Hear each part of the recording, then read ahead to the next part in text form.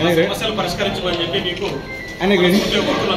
Auto union గౌరవ అధ్యక్షుడిగా ఈరోజు సిరిసిల్ల పట్టణంలో సిరిసిల్ల మున్సిపల్ పాలకవర్గ సమావేశం ఉన్నదని చెప్పి తెలిసి ఆటో యూనియన్ యొక్క సమస్యల పరిష్కారం కోసం వారి యొక్క డిమాండ్స్కు మద్దతుగా తీర్మానం చేసి అతి తీర్మాన కాపీని ప్రభుత్వానికి పంపవలసిందిగా కోరుతూ వారికి మేము సిరిసిల్ల మున్సిపల్ పాలకవర్గానికి అందులోనూ కాంగ్రెస్, బీజేపీ, బీఆర్ఎస్ అన్ని పార్టీల సభ్యులకు మేము వినతి పత్రాలు ఇవ్వడం జరిగింది. గత 20 రోజులుగా ఆటో కార్మికులందరూ కూడా అనేక సందర్భాలలో ధర్నాలు, రస్తారోకాలు, సమావేశాలు మండల స్థాయిలో ఎంఆర్ఓలకు, అదేవిధంగా జిల్లా స్థాయిలో కలెక్టర్ గారికి అనేక సందర్భాల్లో వినతి పత్రాలు ఇవ్వడం జరిగింది. ఏమని? మహాలక్ష్మి పథకము రాష్ట్ర ప్రభుత్వం చేపట్టడం వల్ల ఆటో యూనియన్ల పరిస్థితి ఏ విధంగా అయిందంటే, ఆటో వాళ్ళ పరిస్థితి ఏ విధంగా అయిందంటే గతంలో 800 నుంచి 1000 రూపాయలు ఇంటికి తీసుకునే పరిస్థితి ఉండే. ఇప్పుడు 200 రూపాయలు, 100 రూపాయలు తీసుకొని ఇంటికి పోతా ఉన్నారు. ఇంటికాడ దయానీయ పరిస్థితి ఉంది. పిల్లల చదువులు కానీ, ఆరోగ్య పరిస్థితులు కానీ, కుటుంబం వెళ్ళే పరిస్థితి లేక అనేక మంది ఆటో కార్మికులందరూ అవసర పాలవుతూ ఉన్నారు. తిందామంటే తిండికి లేదు. ఇంట్లో పెద్ద మనుషులకు, మందుకోరులకు తీసుకొచ్చి ఆరోగ్యాన్ని చూపెట్టుకున్నామంటే కూడా పైసలు లేని పరిస్థితి. ఒక్కరో ఇద్దరు ఆటోలో ఎక్కితే వాళ్ళని తీసుకొచ్చి వాళ్ళ గమ్యం చేర్చే వరకల్లా వాళ్ళు ఇచ్చిన పైసలు డీజిల్ కూడా సరిపోతారు.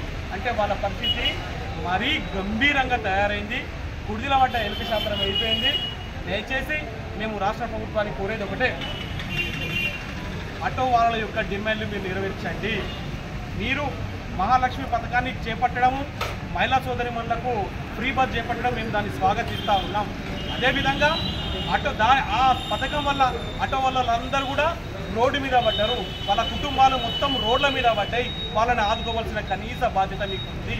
మీరు పథకాన్ని చేపట్టినప్పుడే ఈ ఆటోల వాళ్ళ పరిస్థితి ఏ విధంగా ఉంటుంది, వాళ్ళ దుస్థితి ఏ విధంగా ఉంటుంది అన్న ఆలోచన విధానం మీకు ఉండే. కానీ మీరు వాళ్ళ పరిస్థితి ఆలోచించకుండా ఏదో సంవత్సరానికి 10,000 రూపాయలు దానమిత్తురా, ధర్మమిత్తురా, బిచ్చమెత్తురా. సిరిసిల్ల జిల్లాలో దాదాపు 6,000 కుటుంబాలు ఉన్నాయి. ఆటో వాళ్ళ కుటుంబాలు 6,000 కుటుంబాలు రోడ్ల మీద పడి ఇప్పుడు నానా అవస్థలు పడతా ఉన్నారు. వాళ్ళ బతుకు తెరువు కోసం, వాళ్ళ బ్రతుకు కోసం వాళ్ళు రోడ్ల మీద బట్టి అధికారుల చుట్టూ, ప్రజాప్రతినిధుల చుట్టూ, కార్యాలయాల చుట్టూ తిరుగుతూ ఉన్నారు. వాళ్ళు పట్టించుకోరా? ఇప్పటికే ముస్తాబు మండలంలో కొండపూర్లో గూడెం సతీష్ గారు వాళ్ళ దుస్థితి చూసి, ఇంట్లో పరిస్థితి చూసి గుండెకి చనిపోయిండు. అదేవిధంగా మొన్న కోనరాపేట మండలంలో గూడెం నారాయణ గారు ఆటో ఆయనే వాళ్ళ దీన పరిస్థితి చూసి అవస్థలతో, మానసిక శోభతో గుండెకి చనిపోయాడు. ఇంకెన్ని హత్యలు జరగాలి, ఎన్ని ఆత్మహత్యలు జరగాలి?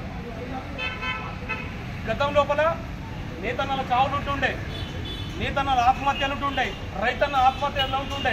ఇప్పుడు ఆటో వాళ్ళ ఆత్మహత్యలు కావాలన్నా మీకు ఎన్ని ఆత్మహత్యలు చూసినాక మీరు స్పందిస్తారు? దయచేసి నేను రాష్ట్ర ప్రభుత్వాన్ని కోరేది ఒకటే, మీరు ఇమ్మీడియట్గా స్పందించండి. ఇమ్మీడియట్గా ఈ ఆటో వాళ్ళను ఆదుకోండి. ఇమ్మీడియట్గా వాళ్ళ యొక్క డిమాండ్స్ నెలకు 10,000 రూపాయల జీవనోభృతి, అదేవిధంగా ప్రతి డ్రైవర్కు ప్రమాద బీమా 5 లక్షల రూపాయలు. అదేవిధంగా వాళ్ళు అడిగేది ఉపాధిగా కోరుతా ఉన్నారు. నిన్నను దాన ధర్మం ఇవ్వట్లేరు, మాకు ఉపాధి చూపెట్టండి, మాకు బతుకు తెరువు చూపెట్టండి అని అంటా ఉన్నారు.